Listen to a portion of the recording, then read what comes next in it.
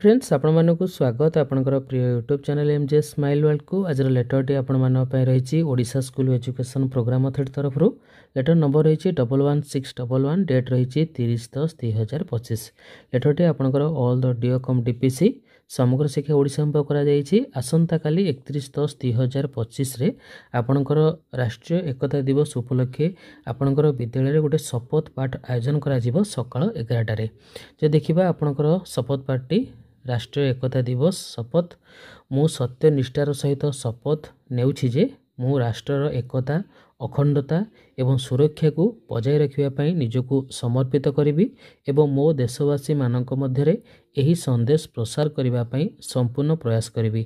मु एही शपथ मो देशर ऐक्य भावना को सम्मान जणाई नेउछि जहाँकि सरदार वल्लभ भाई पटेल दूरदर्शिता एवं तांकर कार्य द्वारा संभव होई परिथिला।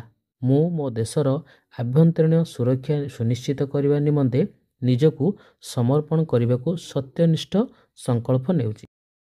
एठी मध्य आपणकर हिंदी रे रही एवं इंग्लिश रे मध्य रही। तो ये थिला आपणकर डिटेल्स आसंता काली आपणकर विद्यालय रे राष्ट्रीय एकता दिवस उपलक्षे आपणकर शपथ पाठटी आयोजन करा जिवो। होप आज वीडियोटी आपण मानन पे इनफॉर्मेटिव थिबो। जदि वीडियोटी आपनको भल लागे वीडियोटी लाइक करिवे, शेयर करिवे, हम चैनल को सब्सक्राइब करिवे। धन्यवाद।